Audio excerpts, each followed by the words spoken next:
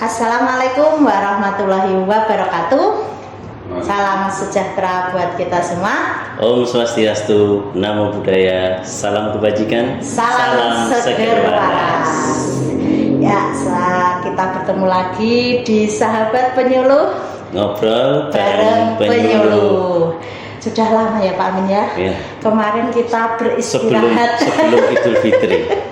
Jadi karena beberapa kegiatan yang membuat kita itu tidak ada waktu untuk berkumpul ya Pak Amin.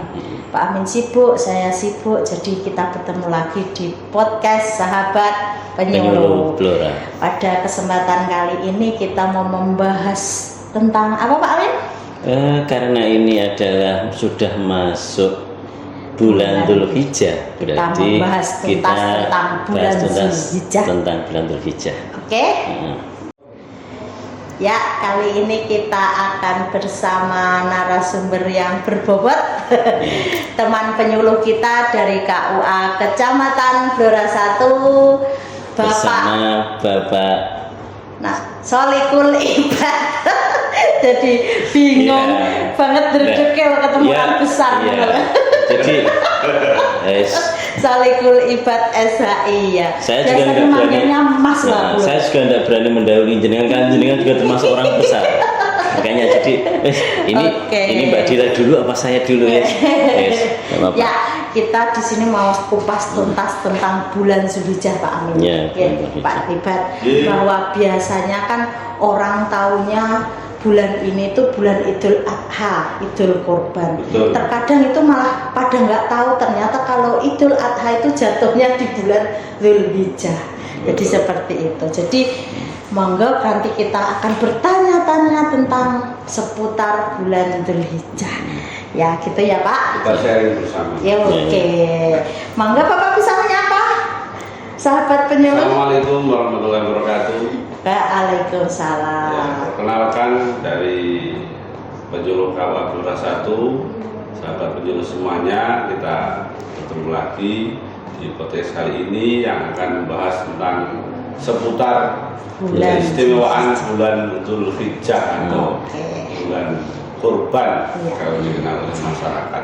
Sekarang istimewanya apa itu Pak Ibad? Bulan Dzulhijjah istimewanya apa sih kok bisa dikatakan bulan yang istimewa? Ya, jadi sahabat semuanya perlu kita ketahui bahwa salah satu bulan yang dimuliakan oleh Allah tersebut dalam Al-Quran adalah bulan Dzulhijjah atau bulan besar kalau orang Jawa mengatakan seperti itu. Makanya ada hari raya Kurban, kalau orang Jawa bilang bodo besar.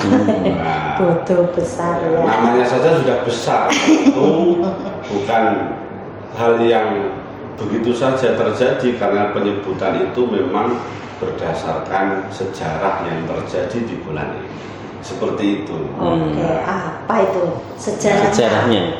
Ya, jadi sebelum hari H Idul Kurban tentu kita sering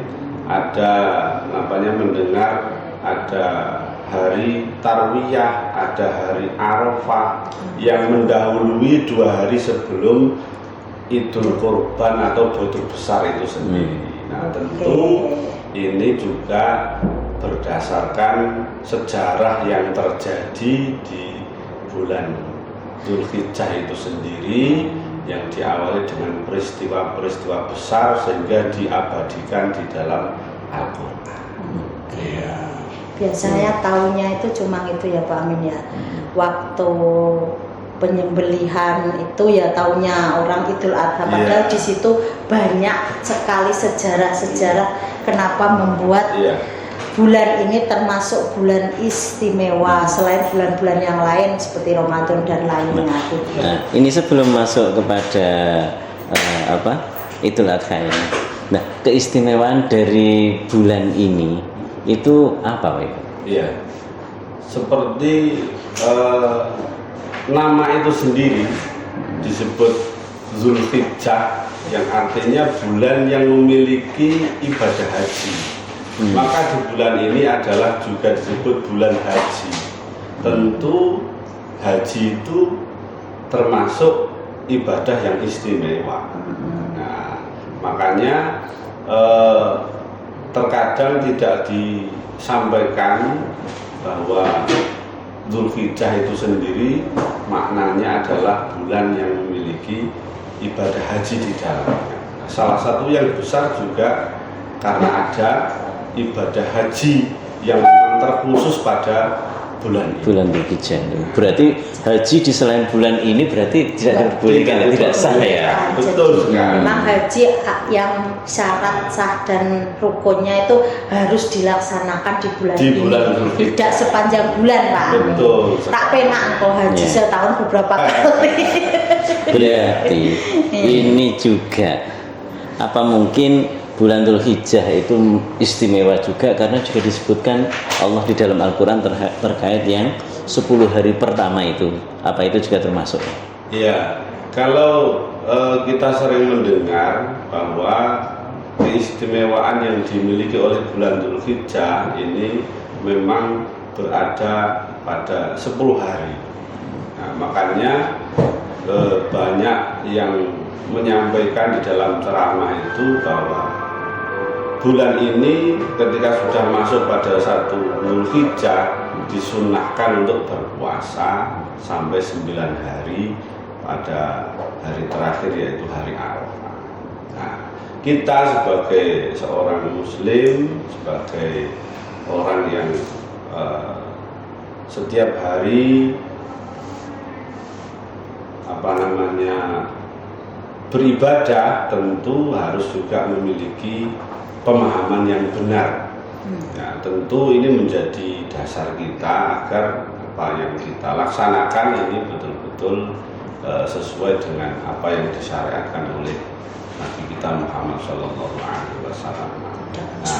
Iya betul sekali. Berarti termasuk tadi seperti puasa itu adalah satu amalan-amalan yang dilakukan di bulan Dzulhijjah. Iya betul sekali. Nah, selain dari puasa itu, tadi dikatakan bahwa anjuran untuk puasa ketika sudah mulai masuk tanggal 1 Dzulhijjah itu untuk berpuasa. Apakah ada amalan-amalan lainnya? Iya. Selain puasa. Iya. Jadi kalau kita mulai dari tanggal 1 ya sampai tanggal 9 ini salah satu ibadah yang dianjurkan adalah puasa 9 hari tanggal 1 sampai 9.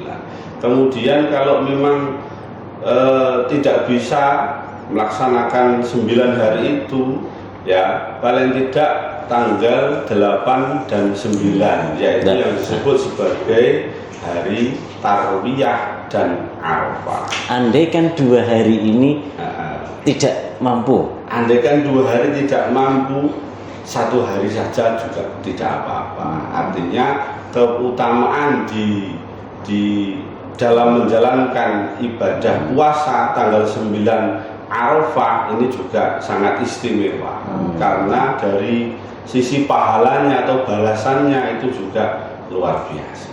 Oke. Jadi gini Pak Ibad, kayaknya nih Pak Amin ini salah satu golongan yang yang sulit mampu puasa sunnah. Iya betul. Jadi kalau saya dia itu puasa pengen dapat pahala lebih juga, tapi tidak dengan puasa itu dengan apa gitu loh. Jadi dia nggak kuat puasa, nggak kuat menahan nafsu makan. Iya, jadi memang masyarakat kita ini tidak sama kemampuan dalam beribadah. Nah ini tentu kita sebagai penyuluh juga harus bijaksana. Bagaimana orang yang tidak misalnya senang melakukan amalan puasa sunnah, tapi tetap bisa memanfaatkan momen-momen tertentu sehingga tidak kehilangan keutamaan. Nah tentu di bulan ini setiap amalan yang dilakukan ini pahalanya bisa berlipat ganda. Tidak hanya ada mungkin sedekah, berbanyak zikir kepada Allah, kemudian bersedekah dengan apa yang dia punya, kemudian lebih menjaga dari hal-hal yang diharamkan, ini juga sangat dianjurkan. Nah, ini saya kira juga bisa dilakukan oleh semua orang. Kalau memang termasuk berdamai dengan diri sendiri, berdamai dengan teman, membuat teman itu senang, ya, senyum. Traktir saya biar saya bahagia. Jadi kalau kita kupas memang banyak sekali. Maka terutama kenapa kemudian bulan ini istimewa, tentu yang sering dikupas adalah keberadaan hari Tarwiyah, kemudian hari Arafah tanggal 9-nya, dan Idul Adha tanggal 10. Hari ini hari Tarwiyah, Pak. Jadi mungkin Mbak Dila bisa menyampaikan apa itu hari Tarwiyah, sudah tahu apa belum? Nah, itu yang saya tanyakan itu. Nah, ya. Ini terkait sejarahnya kok, kenapa sejarah Idul Adha. Kenapa kok belum dulu Pak Amin, kita mengupas Tarwiyah dulu. Kenapa Tarwiyah dan Arafah kok istimewa dengan tanggal 1 sampai dengan tanggal 7? Kenapa kok lebih istimewa dan 8, 9 itu sejarahnya gimana? Berarti sejarah Idul Adha dari awalnya itu bagaimana? Iya, mungkin nanti ada kaitannya ya Pak ya? Iya, ada. Makanya kalau kita baca sejarah baik di kitab maupun buku yang beredar di masyarakat, ya kita menjumpai ada istilah hari Tarwiyah tadi, yaitu tanggal 8 Zulhijjah. Kalau dari sisi bahasa ini berarti merenung, bahwa Tarwiyah itu artinya merenung. Karena dulu ketika zamannya Nabi Ibrahim alaihi salatu wassalam, ketika malamnya itu bermimpi, ya, dan mimpi itu isinya adalah perintah untuk menyembelih sang putra, yaitu Ismail alaihi salatu wassalam ketika masih kecil. Nah, lagi sayang merenung, lagi sayang merenung di tanggal 8 itu. Kemudian dikenang sebagai istilah hari Tarwiyah karena beliau Nabiullah Ibrahim alaihi salatu wassalam ini betul-betul ini betul apa tidak mimpi yang saya alami, merenung lama, kemudian setan atau mimpi betul dari Allah. Ragu ini dari setan atau dari Allah mimpi saya. Kemudian malamnya bermimpi lagi. Malamnya bermimpi lagi, dan mimpinya itu isinya sama, perintah untuk menyembelih sang putra Ismail alaihissalam. Bagaimana perasaan kita seandainya seperti itu? Wow, gitu ya. Kalau mungkin sekarang itu melepaskan anak yang biasanya dari kecil sudah kelas 6 kan nyembelih Bapak, lagi lucu-lucunya sudah seneng bareng, ternyata diberangkatkan untuk mondok seperti itu mungkin ya. Iya, malah lebih parah ini kan nyembelih loh Pak, orang ternoning mondok. Betul. Makanya mimpi itu sampai terulang 2 kali, malam 8 dan malam 9, sehingga malam 9 paginya beliau menemukan jawaban dan yakin akan mimpinya, sehingga kemudian dikenal dengan istilah Arafah, karena sudah memahami betul bahwa mimpi yang saya alami ternyata memang betul dari Allah Subhanahu wa Ta'ala, tidak berasal dari setan. Terus mantep nih, betul, itulah. Terus tanggal 10-nya menyembelih. Betul. Jadi tanggal 10-nya kemudian dilaksanakan secara syar'i, tapi diganti dengan domba dari surga. Ini menunjukkan bahwa peristiwa besar yang dialami oleh Nabiullah Ibrahim alaihissalam yang diberi gelar Khalilullah ini betul-betul menjadi kiblat dari para nabi, termasuk Nabi kita Muhammad sallallahu alaihi wasallam. Yakin ya atas perintah Allah, padahal itu berat sekali perintah. Wah, sangat berat. Makanya ujiannya terkadang Nabi kita aja ujian orang baru biasa. Disuruh sholat 5 menit gotera kapra. Terus merungsung. Ngomong kalau kita sholat sendirian biasanya sangat cepat. Gaspol renpal ya. Makanya harus kita refleksikan diri kita cocokkan dengan para pendahulu kita. Bagaimana beliau ini menjadi contoh menjadi teladan di dalam hal ibadah. Ikhlas ya, Nah, ini ikhlas. pelajaran penting bagi kita. Memang harus dilatih berkorban Mbak Dina, Oke. berkorban Pak Ami. Berkorban Pak, jangan tentu, hanya korban perasaan. banyak hal, banyak keistimewaan yang Oke. dimiliki. Nah, ini yang harus kita bahas terus kita korban. Nah, terus terkait di situ kan ada tarwiyah, ada arafah, terusan di situ ada yang prosesi dalam penyembelihan. Nah, di situ ada tanggal 11, 12, 13 yang mungkin Tasrik. namanya itu hari tasrik itu ya. Tasrik. Nah, itu bagaimana? Apakah itu juga masuk dalam sejarahnya Nabiullah Ibrahim alaihissalatu wassalam itu tadi, atau memang itu adalah sebuah prosesi lainnya? Iya.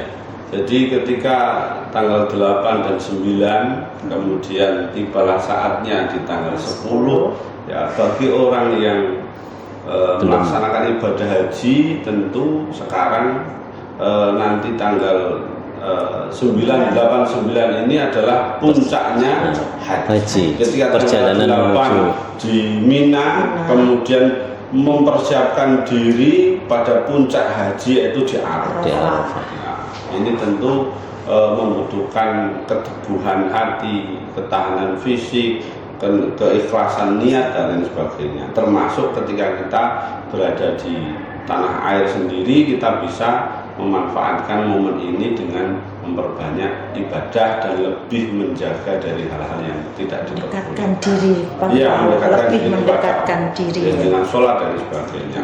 Kemudian di hari tanggal 10-nya, ya hari tanggal 10-nya ini adalah Idul Adha atau hari raya kurban, hari raya penyembelihan.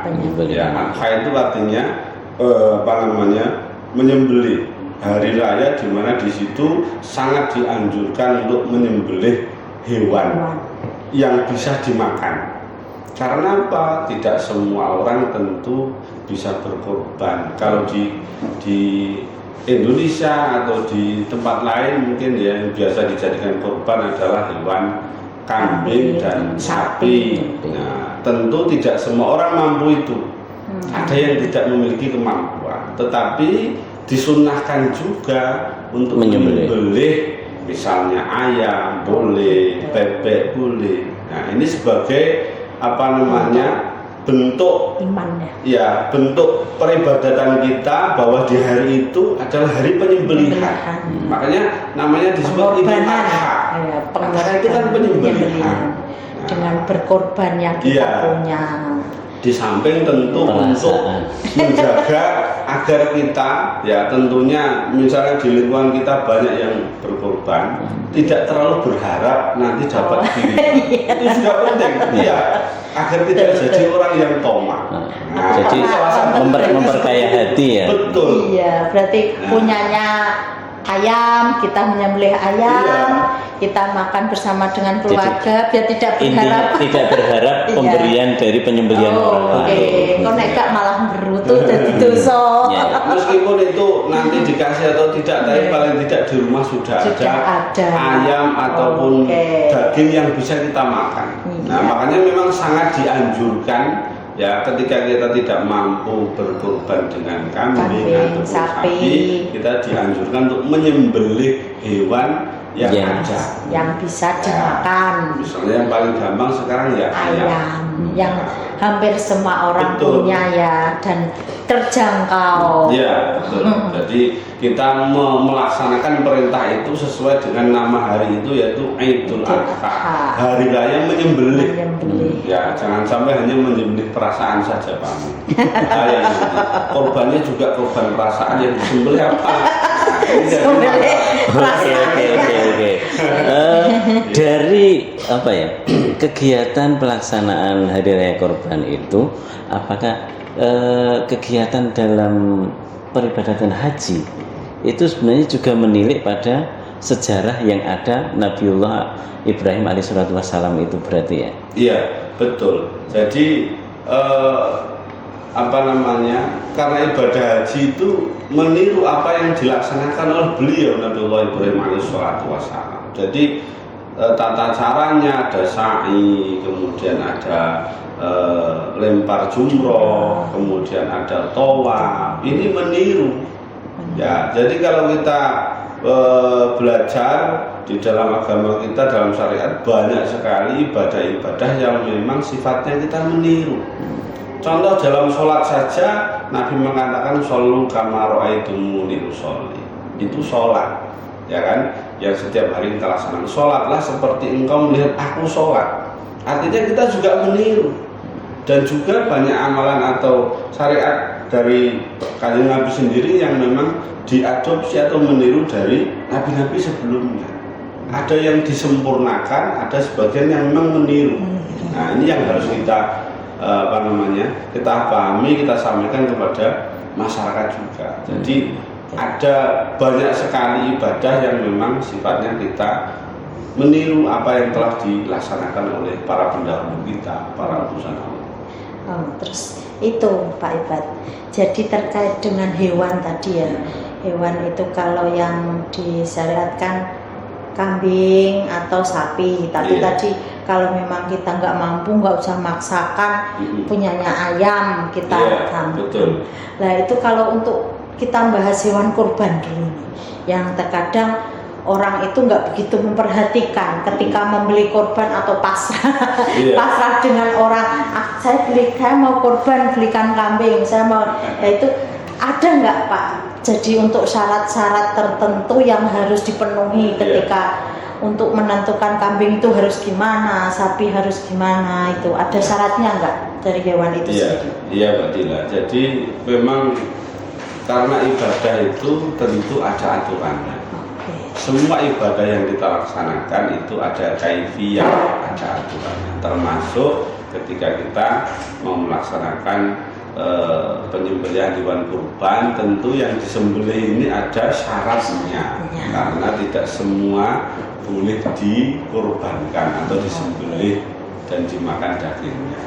Nah, syarat pertama tentu hewan itu adalah hewan yang bisa dimakan atau halal dagingnya secara syariat ya. Wajib itu kan gitu. Ya, tidak boleh ditawar. Jadi kalau ibadah itu memang semuanya kita perhatikan syarat rukunnya, tata caranya bagaimana agar kita melaksanakan ibadah itu bisa menjadi sah dan diterima oleh Allah Subhanahu wa Ta'ala. Ya, kembali kepada hewan kurban tadi, ya kalau di dalam kitab-kitab fikih dikatakan kalau kambing ini tentu harus sehat, ya harus sehat, tidak cacat, ya secara fisiknya, misalnya telinganya cuma satu karena kecelakaan atau bagaimana, ya sehingga tidak komplit anggota tubuhnya, ini juga tidak diperkenankan. Jadi sehat juga komplit.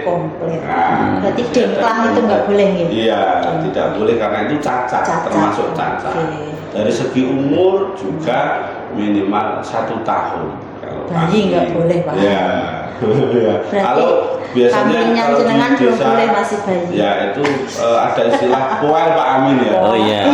Poel atau tanggal gigi. Tanggal gigi. Ini mengindikasikan bahwa ini sudah bisa dewasa, sudah siap dipakai untuk kurban. Nah, kemudian itu kalau kambing, ya tentu yang dipilih adalah kambing yang berbobot. Saya nggak mau dikorbankan. Karena apa? Kok berbobot?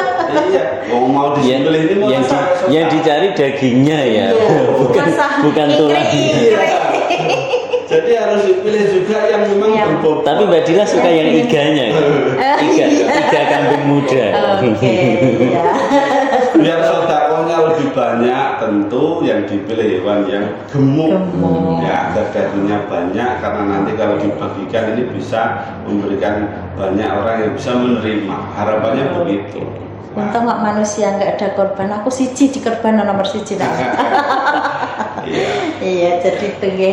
Terus kalau yang sapi atau sapi ini syaratnya adalah umur 2 tahun. Oh, 2 tahun. Kalau kambing 1 tahun, kalau lembu atau sapi 2 tahun. Dan tentu juga syaratnya harus sehat juga, Sehat, harus tidak komplit cacat juga, anggota ya. badannya, Ya. atau juga tadi sudah tanggal giginya juga bagian dari diperbolehkannya hewan ini bisa dijadikan hewan kurban, dan tentu yang gemuk juga. Ya, jadi kembali kenapa harus gemuk, karena ini untuk sedekah. Ya kan? Biar banyak sedekahnya. Iya betul. Kalau yang dibagi banyak, tentu ini yang menerima akan Juga lebih lebih banyak. banyak. Oke, Iya, betul gitu. sekali. Kalau gini, ada orang yang merawat sapinya Mm-mm. belum umur 2 tahun, akhirnya menggunakan tang atau cadut untuk melepaskan giginya. iya. Karena ada niatan memang ini kalau dijual waktu saat mendekati kurban mahal. itu harganya mahal. Iya. Itu ini Mbak Min, salah. momen, ya. Itu curang ya Pak ya. Iya. Nah. Curang lah. Iya. Itu bagaimana untuk mensikapi itu? Tentu tanggal gigi ini kan harus alami. Tidak boleh Ya, dipaksa ya. tidak dipaksa, tidak dibuat-buat, tidak dimanipulasi. Ya, takutnya ini nanti masyarakat tidak tahu akan hal itu, Nah. sehingga dirugikan. Iya. Kalau memang nggak tahu, nggak ada masalah. Nggak masalah kalau nggak Tapi tahu. tentu pelakunya yang dosa. dapat hukuman, dapat dosa kan. Bagi orang yang berkorban karena tidak tahu, ya bagaimana lagi orang nggak tahu. Iya, Ya. nggak tahu kan nggak ada hukumnya Iya, ya. nggak tahu. Tapi Terus ada nggak pilih. itunya nggak Pak Amin? Bedanya yang di tanggal secara alami dan dengan catot tadi itu ada bedanya nggak? Kalau Nek jenengan di ilmu peternakan. Kalau di peternakan kita sendiri kan tidak pernah bersentuhan secara langsung. iya. Berarti hanya lips by lips. Oh gitu. Jadi dari mulut Ke ke mulut. Apa itu bedanya Pak kalau Ya. yang di tangan secara Jadi yang alami? paham itu mungkin dari dari penjual. Oh gitu. Berarti Jadi- tetap kejujuran penjual. Jadi Iya, kalau iya. kalau kita mengatakan belante. Oh, Nah, gitu. belante atau pedagang sapi itu biasanya tahu, baru melihat bodinya saja. Kilas saja Tahu, tahu ya. itu Ini dia tahu. belum umur 2 tahun, Oh, iya. gitu sih ya. Itu yang pembedaannya. Tapi kan kita kan yang mau beli kan awam Pak Amin. Jadi ya tadi yang penting kita percaya Iya. dan ya yang berarti yang bertanggung jawab ya itu berarti kita wajib ya mencari istilahnya penjual atau pembeli jujur. yang amanah. Iya, yang Iya. amanah, yang jujur. Betul, Penting. ya, berarti penting Iya. itu. Oke. Iya betul sekali. Karena tadi untuk kesempurnaan ibadah. Ya. Tadi dari awal sudah diniati ikhlas karena ingin berkorban. Niatnya adalah taqarrub ilallah, mendekatkan diri kepada Allah. Berarti untuk dengan lebih- sedekah korban. Ini tentu dipilih yang terbaik dengan cara yang terbaik. Termasuk hewan korban. Ini Pak Ibad, jadi ini kan yang saudara-saudara kita yang sedang berhaji kan lagi masa-masa ini perjuangan. Iya. Iya. Ini sudah Kita mulai doakan, perjalanan. semoga Ini kita doakan perjalanan. bersama-sama ya, kita Iya, doakan betul. semoga saudara-saudara kita yang sedang berhaji diberi kesehatan, Amin, amin. keselamatan, Iya. kelancaran Amin, ya, amin. semoga dan semoga hajinya bisa mabrur. Ya. Amin. Oke. Dan untuk Bisa kembali ke tanah air dengan ya saudara-saudari kita Ya, yang yang mungkin menjadi petugas, ya kita Nah, juga dan yang- penyuluh kita alhamdulillah ada petugas yang jadi petugas semoga lancar. Semoga diberikan Kemudahan, kekuatan, pertolongan, kesehatan. keselamatan, bisa kembali ke Ke rumah tanah air dengan- dengan membawa haji yang mabrur. Kita doakan bersama. Amin amin ya. Ya mungkin Ya. cukup Pak Amin. Ya. Jadi podcast kita hari ini Ya. setidaknya kita punya gambaran baru, tidak hanya Idul Adha ini nyembelih selesai. Ya. Banyak ilmu ternyata di dalamnya ya. Oke. Mungkin sebenarnya kalau kita akan bahas itu 3 hari kan nggak selesai ya Pak Amin ya. Iya, betul.